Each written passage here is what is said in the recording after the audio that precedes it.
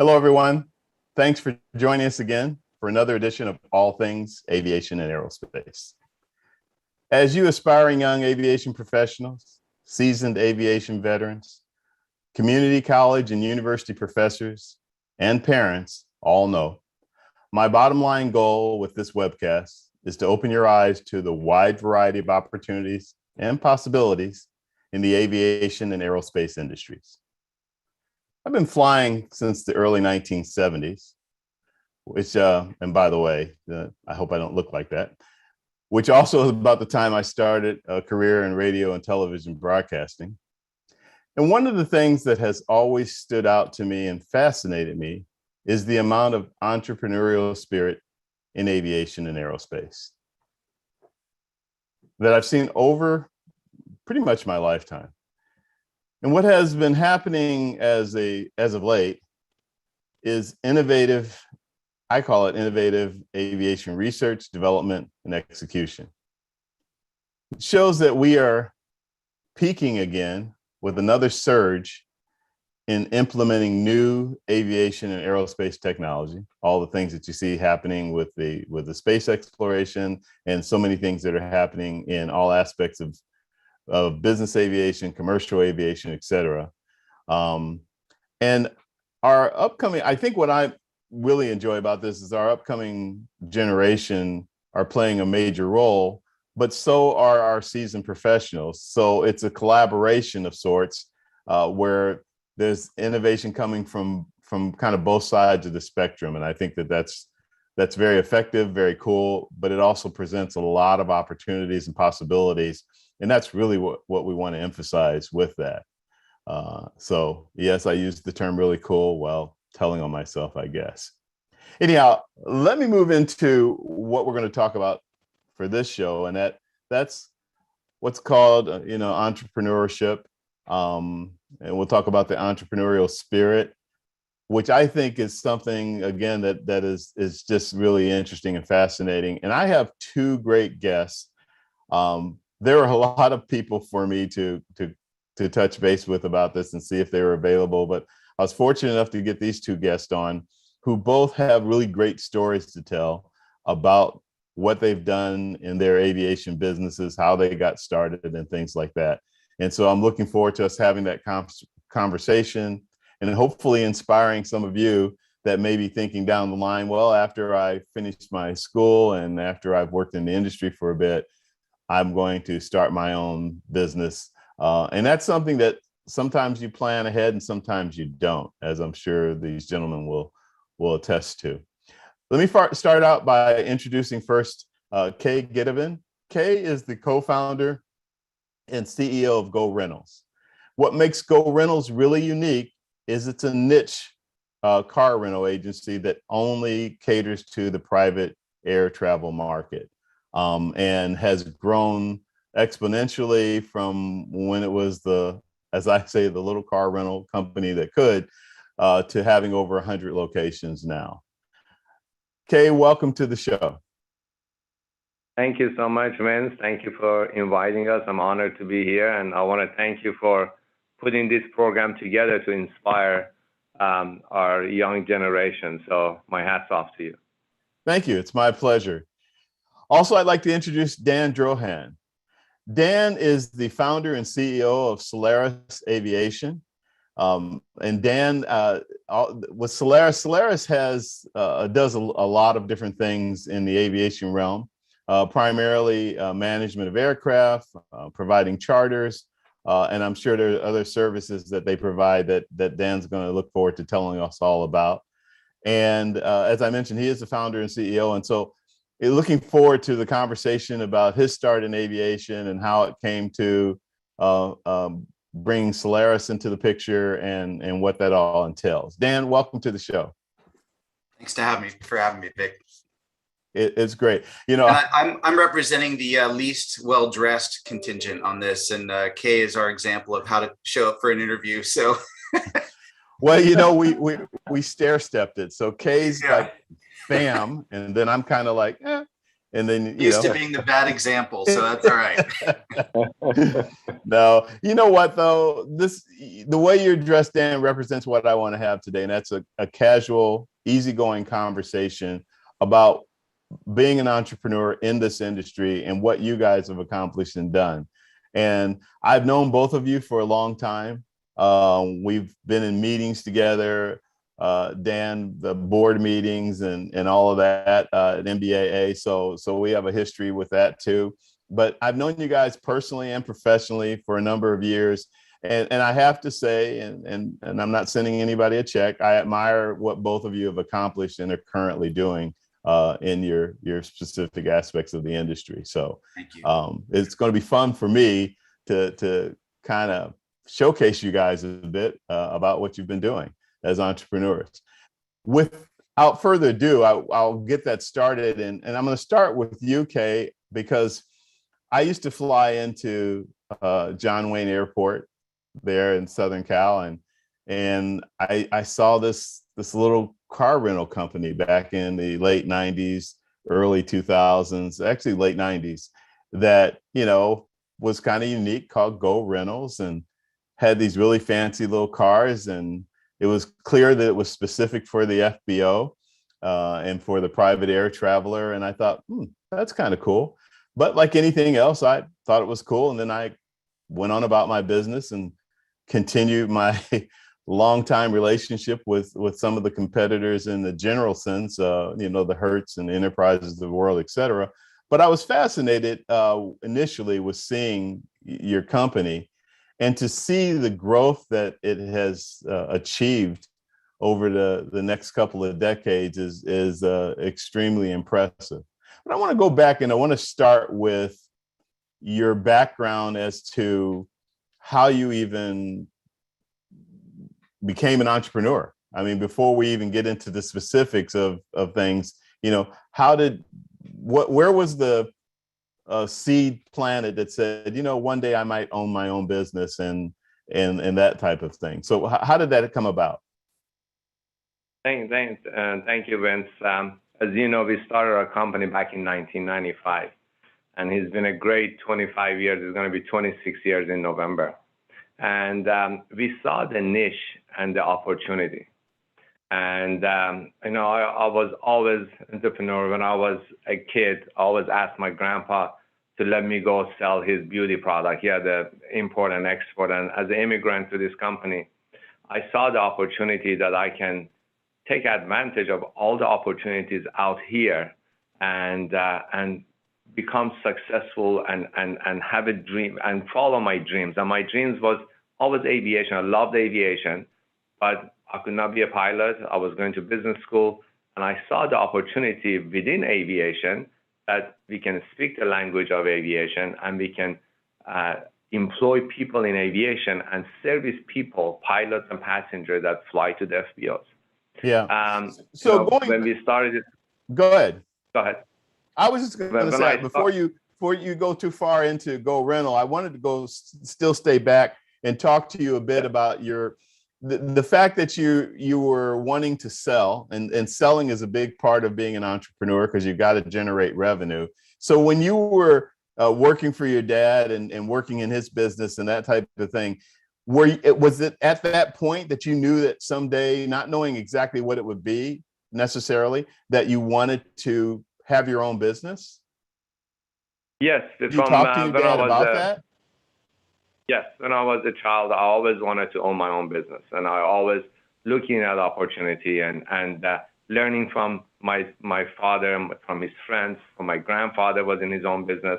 So I grew up in an environment that my family owned their own business, and I knew the hard work. I knew the long hours of putting in there, but I knew that by creating your own business, you can provide for people, families that they're going to be joining your business. You know, I watched my grandpa and my dad, how many families they supported by hiring people within that industry. It was always fascinating to me that, you know, getting involved in your own business and trying to develop something out of an idea. And, you know, for me, I was lucky that idea started working, but so many times you have to put time and effort, and it may not work, and you have to, dress it up, change it, but if you have a dream and you follow your dream, you can always get there. And that's what happened to me. And as a child, when I was going door to door trying to sell soaps and shampoos to pharmacies at the age of 12, 13, and I was getting, no, you're a kid, what are you doing here? And that motivated me to work harder and go after it harder. And when I got to my business, again, me and my brother, we started a business, and I was the car washer. I was the customer service person. I was dealing with the pilot and passenger. You I were was the manager. jack of all trades. You did everything. Yeah. Yeah. I was wearing all and the it sounds hats. like you were very inspired by two generations. You said your grandfather and your father, and it sounds like you wanted to just follow in their footsteps and be a business owner just like you had grown up in, basically. So I'm gonna digress a little bit and ask you, while you were in this, because that's kind of a unique mindset, especially a young man that wants to go and sell his products for his dad door to door. Not everybody has that skill set or that comfort level. What was it like for you with your peers when you were in school and everything? I'm talking about grade school and high school, with this mentality of it had to set you apart from some of your peers. Yeah, you have that. I think in life, everything that you do is selling. You're selling yourself, you're selling your knowledge, you're selling your personality. In any relationship, we are all salespeople throughout our life. And that my personality helped me to be the captain of my soccer team at the school, and having that selling personality, sell myself. I went to the Catholic school and I grew up with a lot of Italian fathers that they were instructors, and I was standing out among them because I had that selling personality. Okay, so that's by selling yourself. And so that made it for a natural transition. What encouraged you, or who encouraged you when you went to college to take business as your course? You took business and marketing. Yes. I wanted to become a dentist, but I couldn't afford it. It was too expensive. So I changed to business and marketing. You wanted to become a dentist? At one point I wanted to become a dentist. Yeah. But then I changed and I got into business and marketing. I loved it. I enjoyed it. From day one, I had ideas on how to make money from buying used cars while I was going to school and selling them.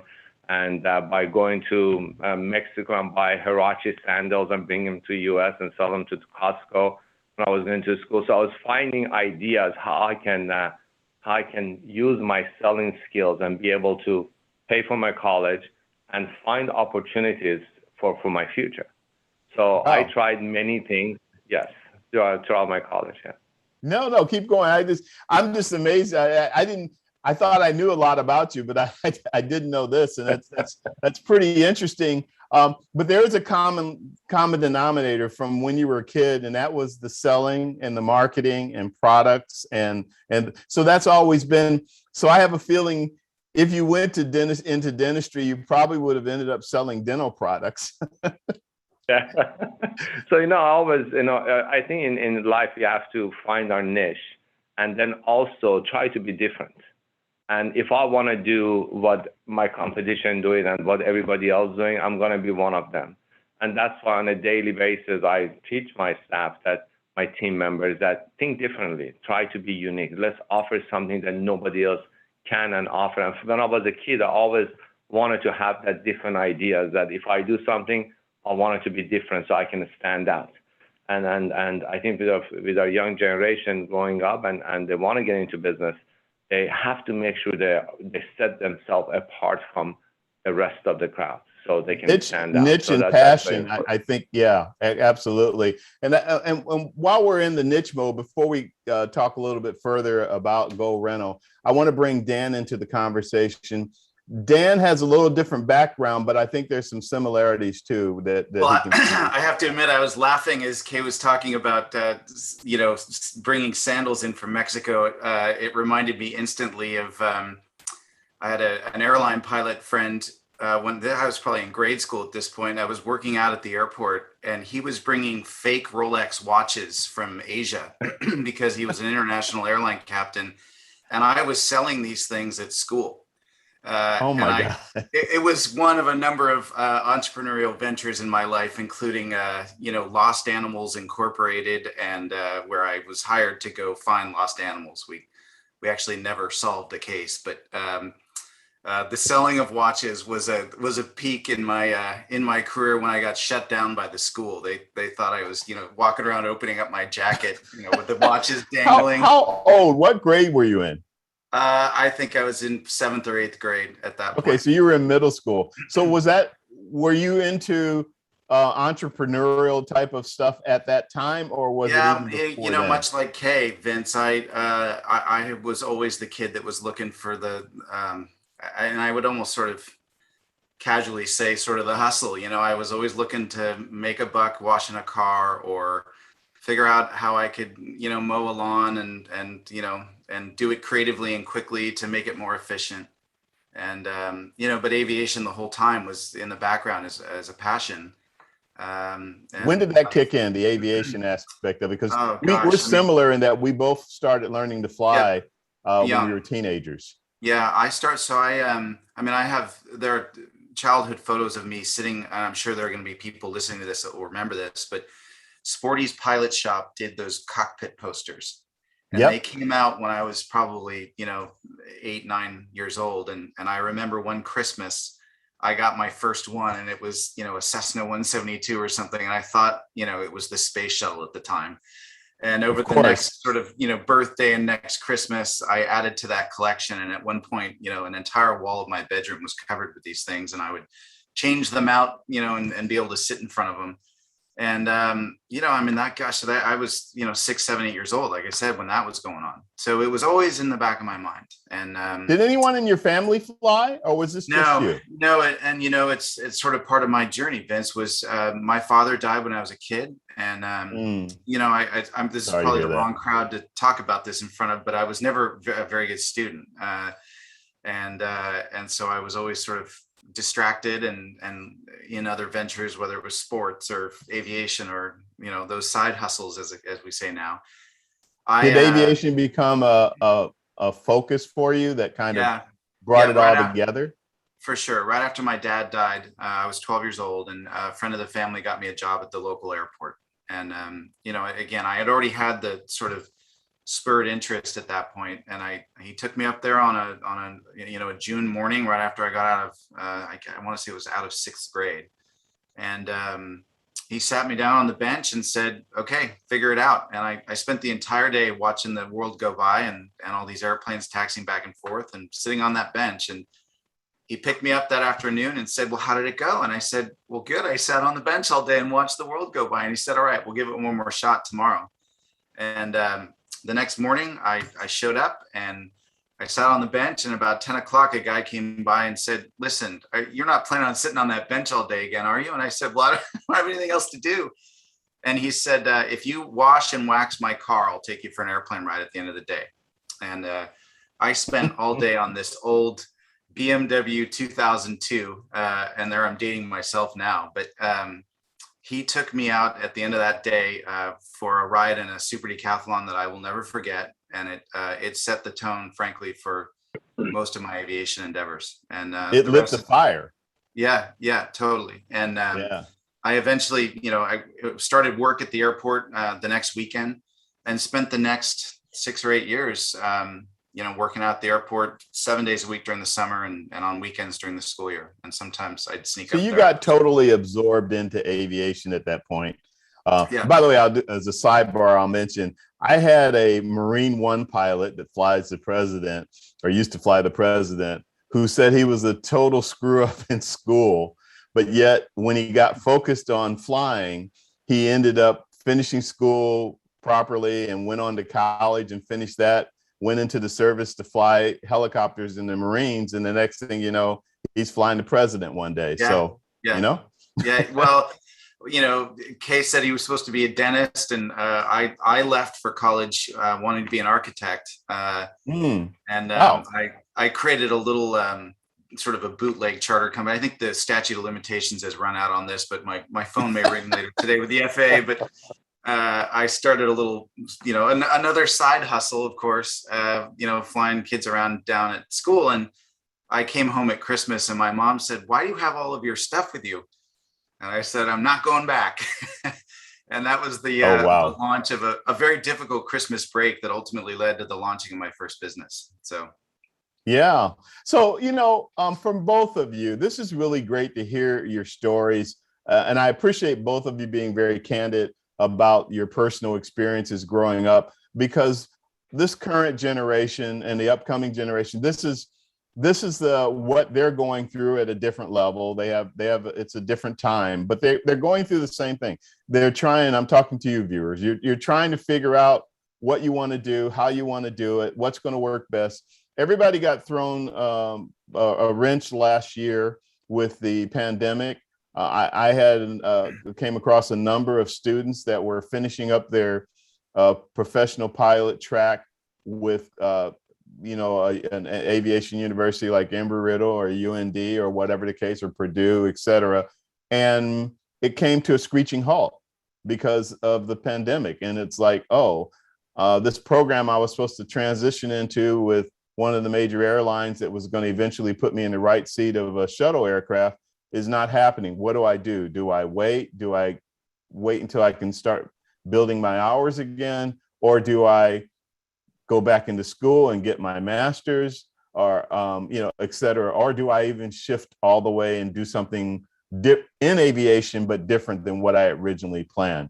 So, and it's also great to hear both of you that it may not seem like a big deal, but trust me, having raised 3 daughters myself, for kids to hear that, you were going to be an architect and now you run this successful aviation company, and you were going to be a dentist and now you run the successful aviation company. It's really great for them to hear. So yeah, and I think the message there, and Kay, I know you agree, is that things almost never turn out the way you planned or expected or imagined. And life has this way of handing curveballs and really soft, slow pitches that sometimes you can knock out of the park. And that's what sort of drives the excitement and the curiosity of the whole process, for me anyway.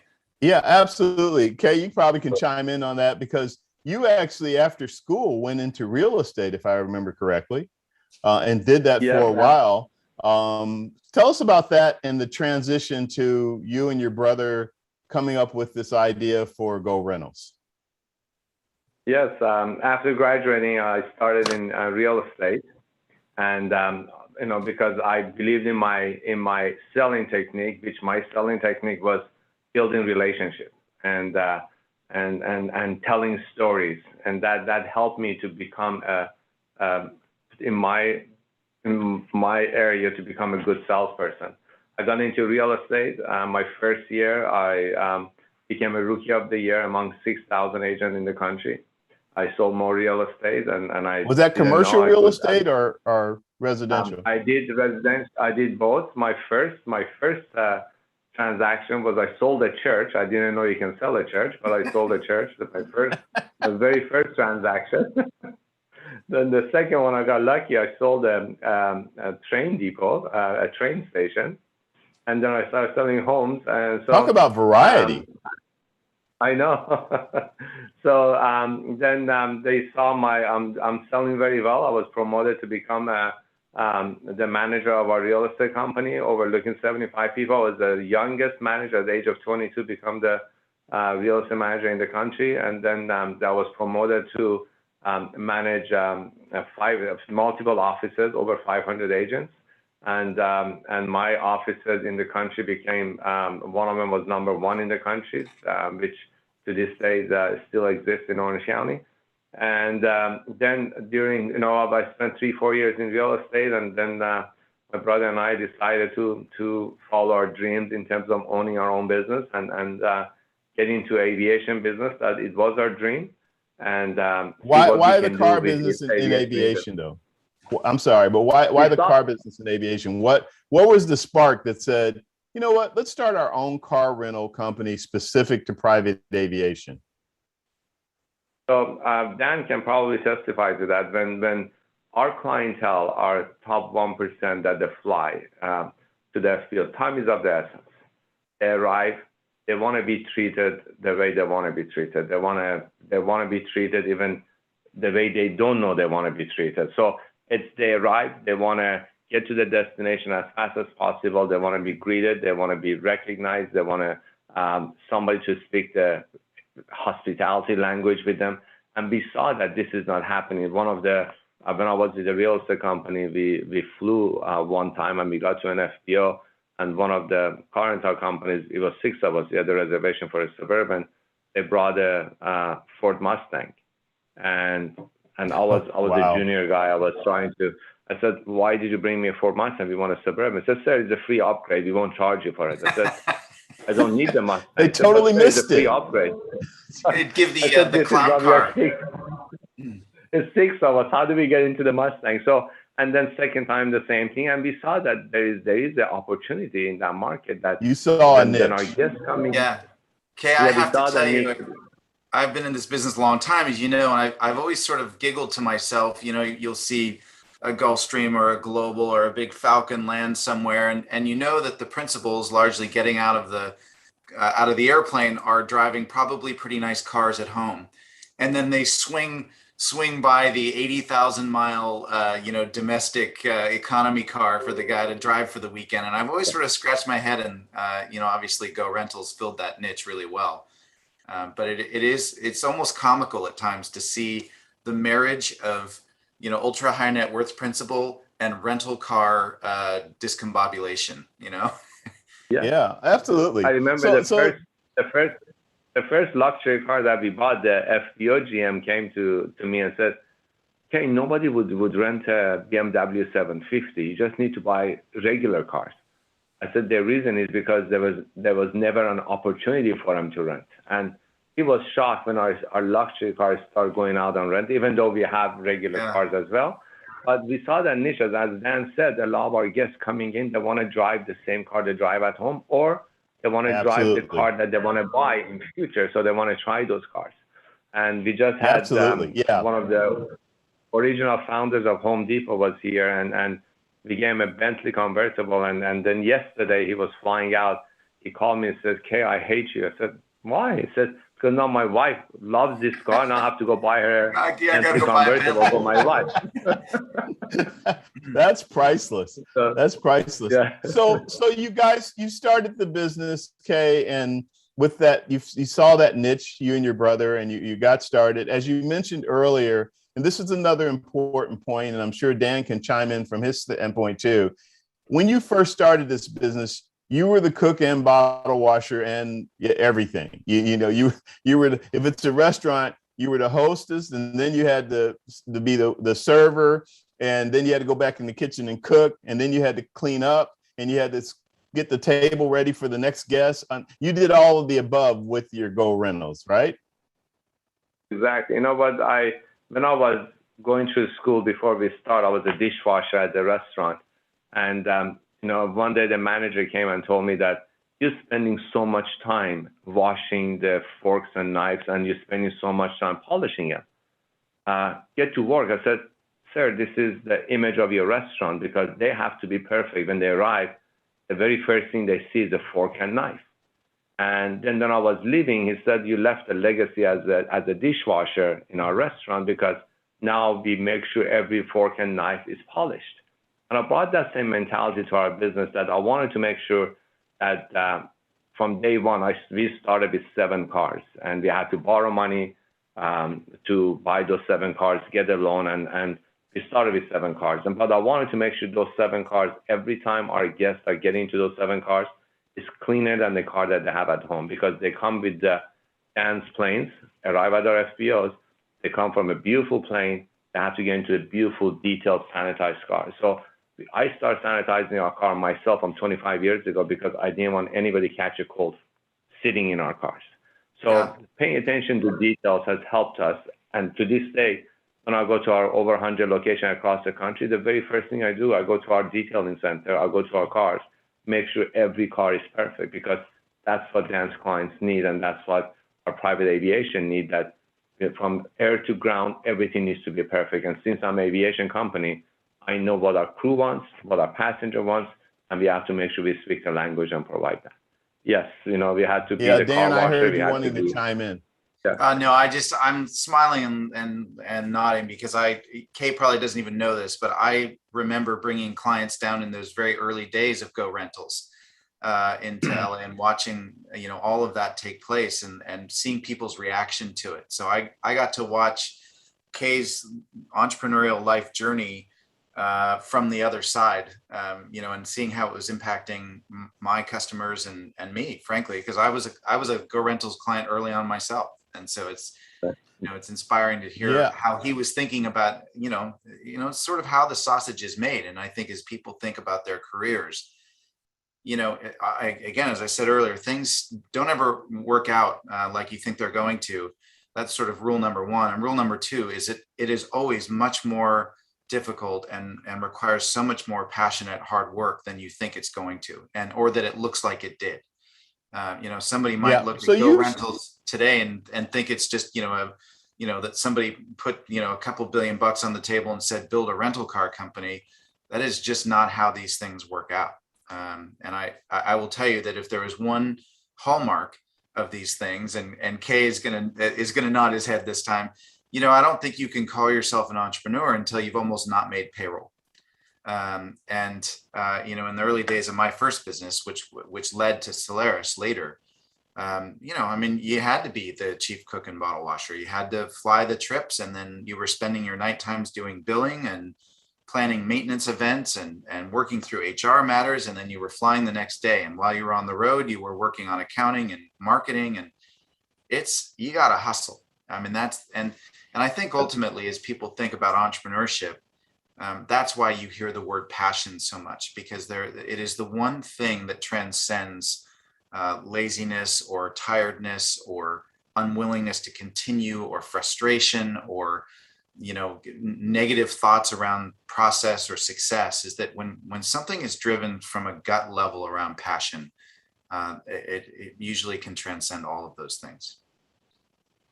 Yeah. So tell us about your first business, Dan, and how that led to Solaris.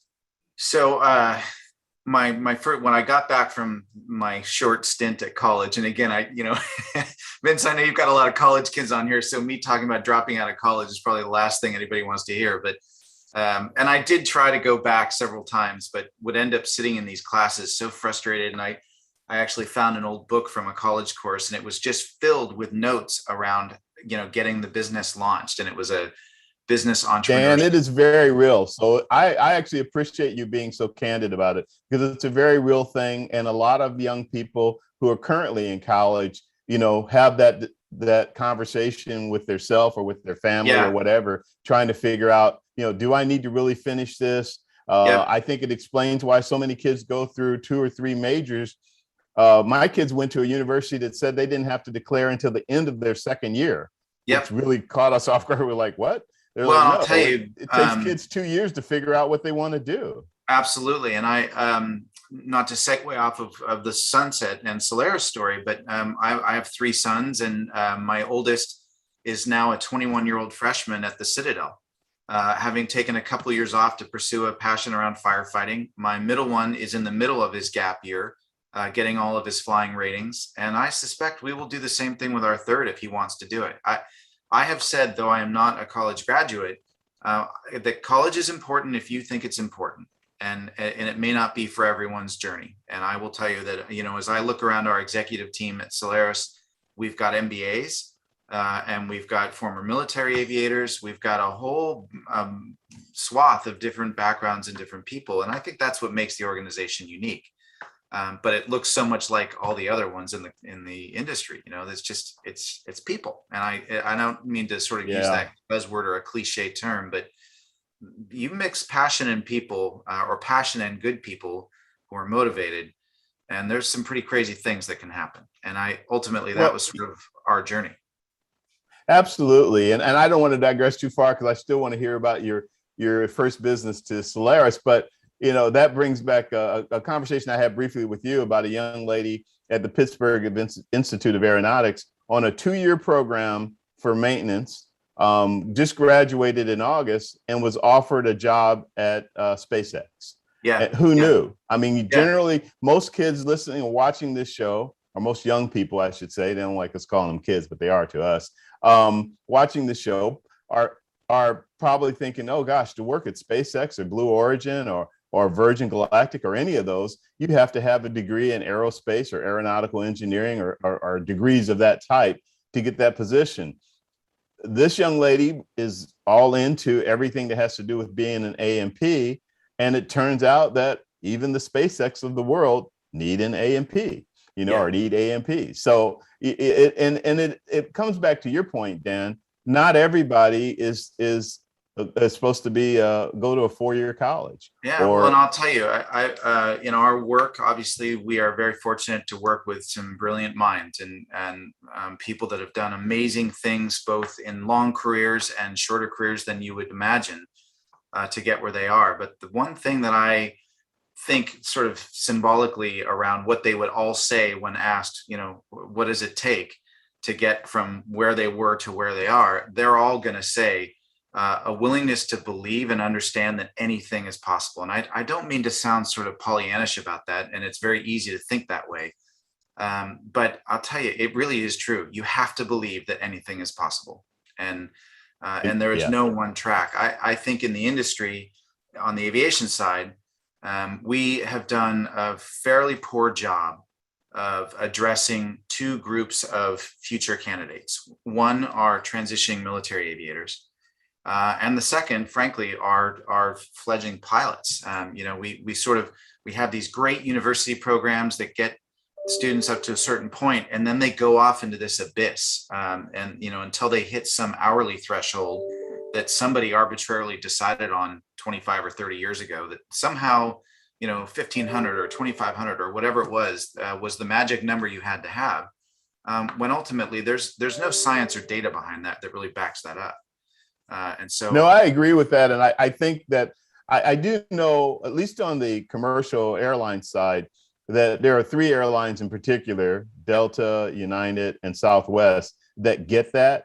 And they've all created programs to help try to transition, to try to fill that gap and create a transition that is more productive and more realistic for somebody that just got their 4-year degree and finished their professional pilot track and maybe has 800 hours or whatever the case, but they're still short of what's needed to actually transition into the industry and get a job. Those innovative programs couldn't be coming at a better time. And I think business aviation needs to catch up on that front. We're working on some things at Solaris in that regard. But we sort of hope that as an industry, we're going to start seeing improvement because frankly, and I don't look at the airlines as competitors much, but we're getting our clock cleaned on the business aviation side when it comes to that right now. Sure. Let's talk about your business and how it transitioned to Solaris, because I don't want to lose our time, and I still have a couple of things we want to hear from Kaye. So I launched this thing as an air tour business in 91, 92, with a single beach Baron. That was the result of that tough Christmas break I had, where I convinced my mom to spend the rest of what college money had been left on an airplane. And so we bought this sort of. You're convincing.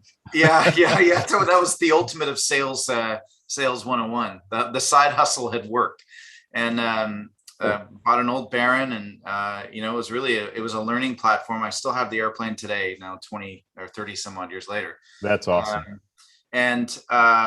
Ultimately started as an air tour company that transitioned into charter.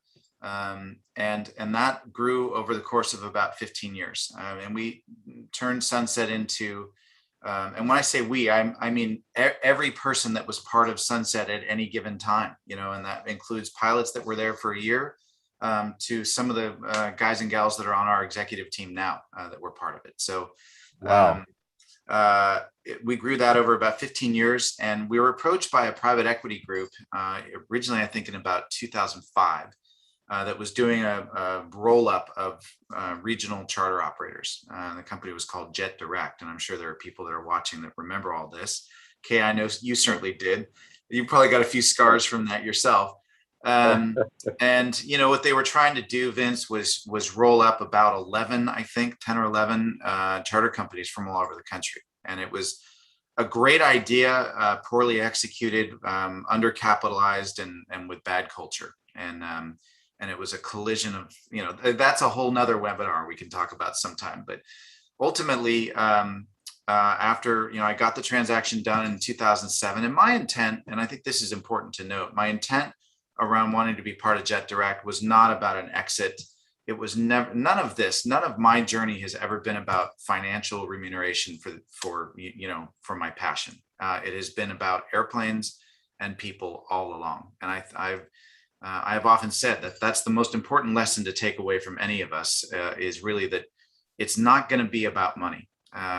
When you reach a point where you can turn around and say, okay, I think I've kind of gotten where I wanted to be, it's typically about something other than cash. And that was ultimately for us, or for me, what drove me to JetDirect was I just wanted to be a part of something bigger. And I had built over 15 years what I thought was sort of gotten to the apex of where we were. And so we closed the transaction in 2007. And in, sort of mid 2008, the chairman of the company came out and visited and basically said they were going to bankrupt the company. And it had been a painful 18 months. They still owed us some money from the sale. And we said, okay, well, we get it. And he said, but I'm going to give you your business back, basically, functionally. We worked for about 6 months or 4 months to get that done. Ultimately couldn't, for a variety of reasons, including, secured creditor approval and all sorts of legal mumbo jumbo that had taken place. Mm-hmm. And so we ultimately said, look, we're going off on our own. We're going to start over again. And we launched Solaris on March 1st of 2009 as a fresh, brand new company. A lot of people think that transaction actually happened and that we got sunset back, and it's actually not the case. We launched as a LLC versus a corporation. And it was really, philosophically, it was a lifeboat for people that had been at JetDirect. My founding business partner was a guy by the name of Jake Cartwright. Vince, I know you know Jake. I do know. Jake had been the CEO at TAG and was the sort of a linchpin team member to bring over a lot of the really talented, experienced professionals at TAG. And with them came a lot of the clients. And it was the classic case of, if you build it, they will come, turning into sort of the phoenix rising out of the ashes. And that was what, 13 years ago. And we sit now at about 250 airplanes under management and 1,400 employees. Yeah, that's just an amazing story. I have one question for you, then I want to slide over to Kaye for a couple of things. Solaris, how'd you come up with that name? So the SOL is Latin for sun, and that was sort of homage to Sunset Aviation, which was my first company. Air is the business we're in, airplanes, and us is that which fuels it, which is the people. Wow. Yeah. Really? And that's pretty cool. I still have, we messed around with different spellings and names and logos and whatnot. And, that stuff evolves, as Kaye knows, over the years. You change your logo here and there. And, but I still have the napkin that we drew out the first original Solaris spelling and logo on. And, yeah, well, that's kind of neat though, because it's a name with really specific meaning in reference to all the things. And one of the most misspelled company names in the industry, I'm sure. Yeah.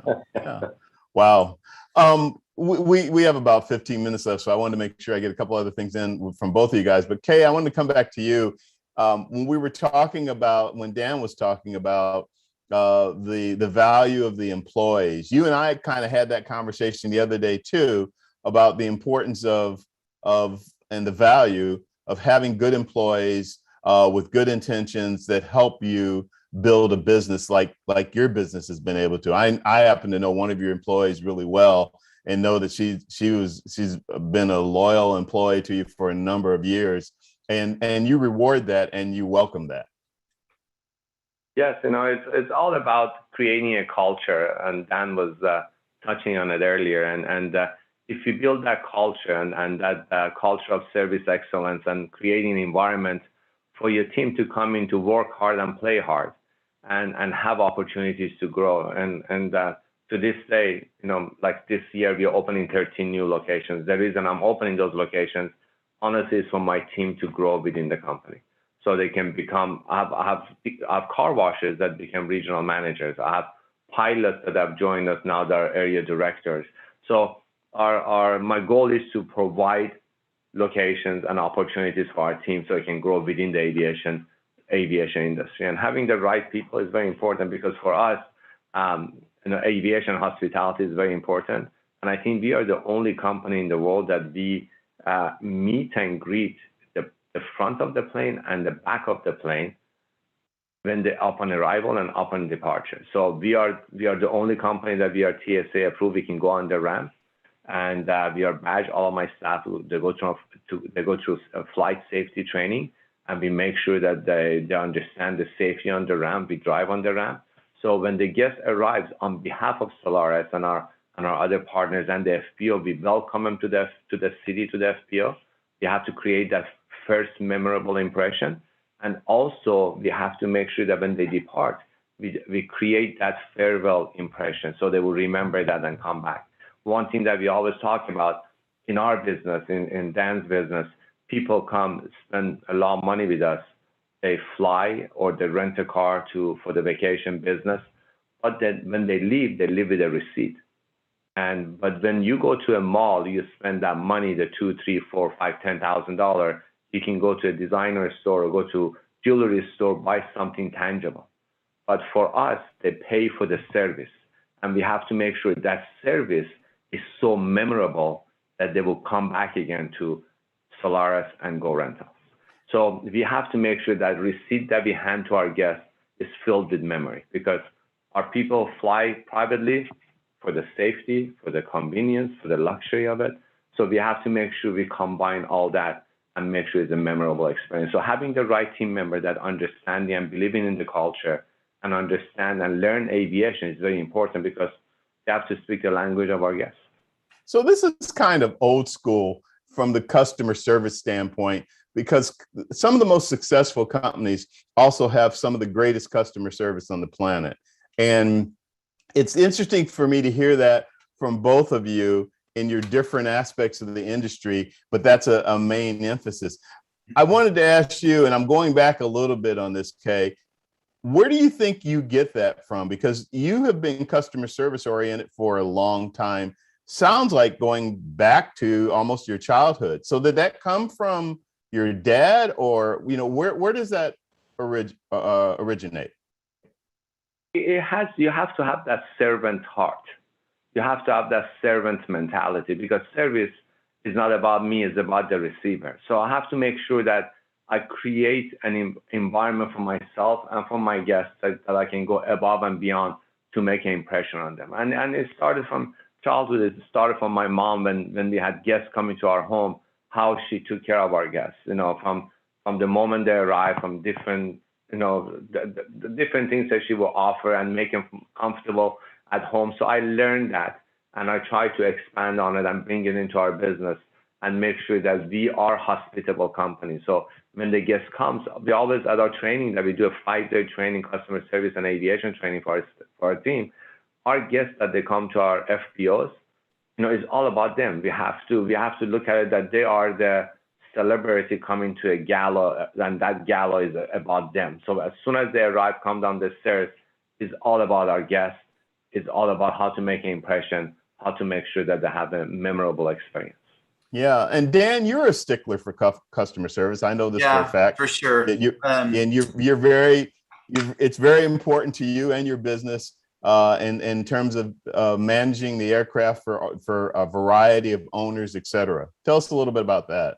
I am a big believer, Vince, that you have to arm your team with tools, resources, and in some cases, the scaffolding around their Achilles heels or blind spots, and arm them with those things, whether it's other team members or whatever it is.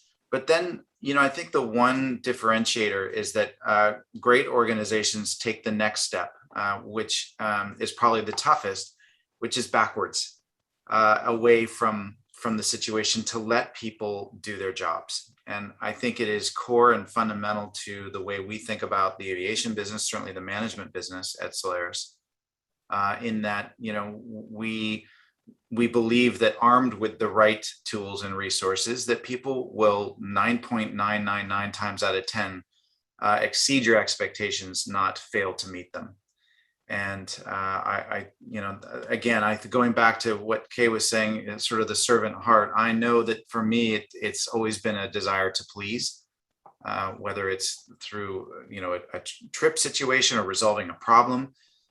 This is a business of spinning plates, and Kaye knows that better than anybody. They're going to hit the ground. And I have always believed that it takes 3 different people to be involved with a broken plate. Somebody's got to clean up the mess. Somebody's got to grab another plate and keep on spinning. And then especially in the aviation world, which is sort of operational, somebody's got to do the post-mortem on the broken plate and figure out how we don't drop a plate again.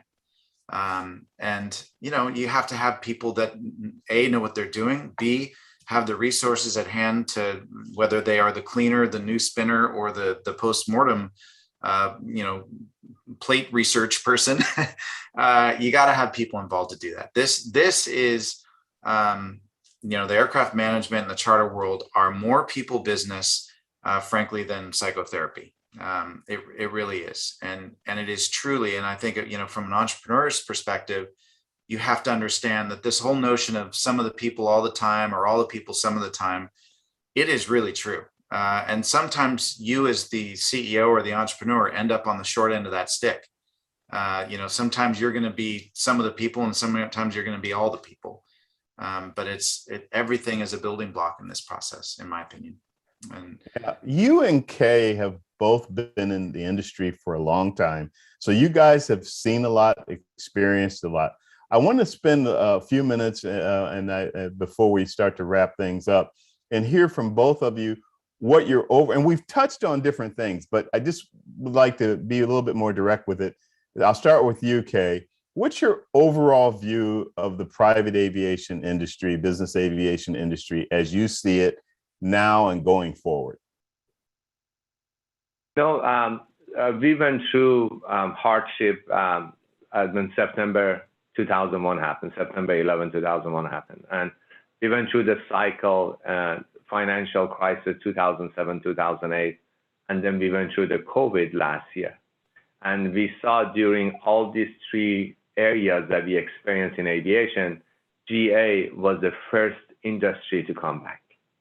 And so it's a market that is growing. I know with talking to all of our partners across the country, last year has been a major growth for all the FBOs, charter company flight departments. The sales of aircraft is up, charter is up, our business is up. So there is a demand, and it's growing. We are seeing at our FBOs that people who have never flown commercial. About a month ago, I was in our location in Tampa. This family drove in, and I was walking out of the FBO, and the dad asked me, "Where is the TSA?" I said, "That is in the commercial airport. You're in the wrong place." He said, "No, we're flying a private jet." I said, "Then you don't need a TSA." And they were shocked. I said, "What time is your flight?" And they got there 2 hours before. They thought it was a commercial airport, and they want to go through TSA. So now, after flying private, they're never going to go back to commercial. They experienced that. And we are seeing a lot of new faces in our business that they have never been renting from us, because there are over 500,000 people who fly privately in our database that use us on a regular basis. And now we've seen new names that have never flown privately. Now they're chartering, or they get into the fractional or buying aircraft, and they're flying. So GA, business aviation, is growing. We have seen it in the past year, and sky's the limit. Yeah, Dan, that's why we need all the new pilots. Couldn't have said it better at all, Dan. Yeah, no, and obviously in the Go rental world, they see it, frontline. I'm probably, without sounding sort of Chicken Little, I'm a little bit more concerned. On the positive side, I think it's great to see the amount of influx into the general aviation and private aviation worlds. Frankly, thanks in no small part to some of the fractional companies. Kenny Dichter, who's a good friend, has done a great job of of really sort of exposing the general populace to flying privately in a great way, and now a public company. So these are all positive things that have happened. We are seeing the lowest percentage of used aircraft available on the resale market, I think historically, probably by now. We are seeing basically every viable candidate has a full-time job that wants to be working. I flip a little bit more over to the concern side, which is that I think the entire industry is overpressurized right now. And it's a term I'm using because I'm seeing it every day. I literally, while we've been sitting here talking, I am watching an email thread go down about an FBO issue. Every ancillary support infrastructure company and vendor that we're dealing with right now is feeling this. It's too many flights. Airplanes are flying more hours than they've ever flown. Pilots are working more days than they've ever, pilots and flight attendants and maintenance supervisors. Everybody's working harder and stretched thinner than they've ever been.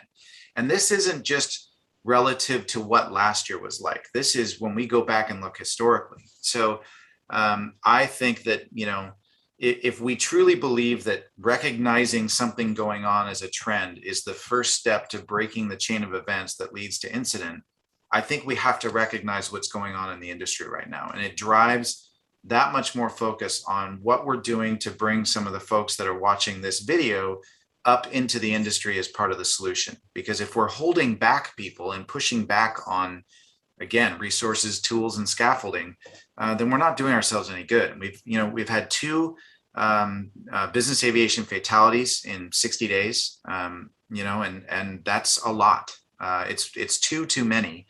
And we accept that, accidents happen and we've got to do everything we can to prevent them. But I worry that overpressurized state of the industry can push us as an industry and as a general populace to an edge. So it's a conversation we're having right now.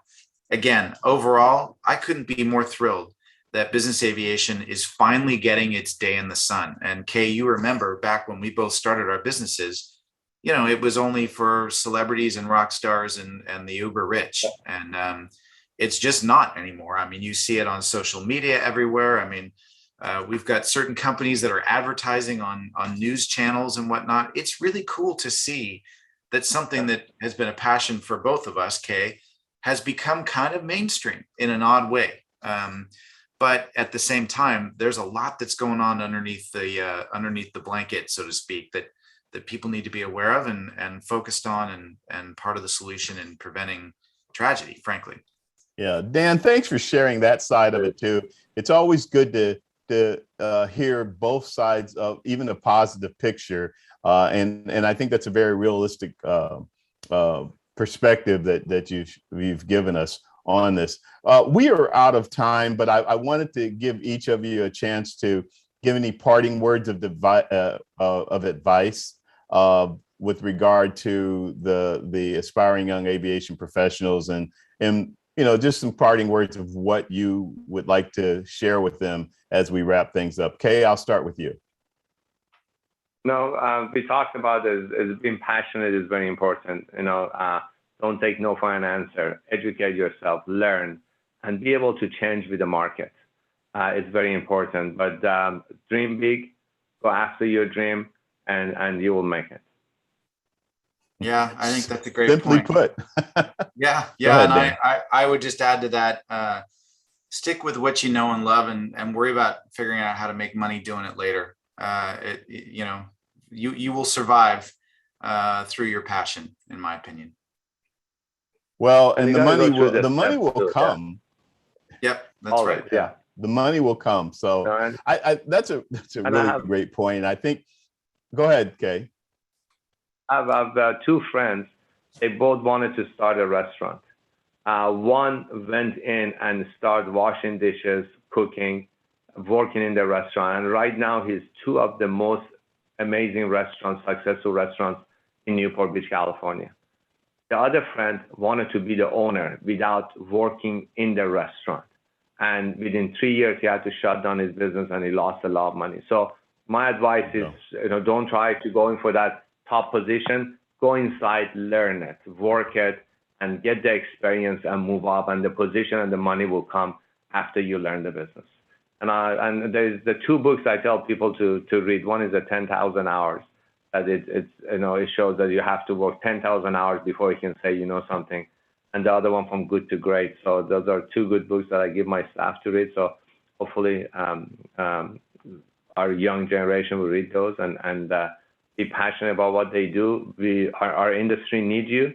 So looking forward to, Dan and I will do anything for you guys. If anything we can assist you, we are here for you guys. Well, gosh, you guys said it all perfectly. I wanted to piggyback, and I will a little bit, but you've said it. You've both expressed it perfectly. I was just going to say that this also applies not only to being an entrepreneur, but just in general to your profession. So whether you are being a pilot or mechanic or some other aspect, an air traffic controller, whatever aspect of the industry that you're interested in, applying those principles that you both just talked about really makes all the difference in the world. So on the work side of it, it's not just about the salary. Yes, it's nice to make a good salary, and you eventually want to grow to a point where you're comfortable with what you're taking home salary wise. But if you're not really enjoying it and you're really not getting enough out of it, then at some point you're even going to say, what's the point? So I think I just appreciate both of you guys and what you've shared.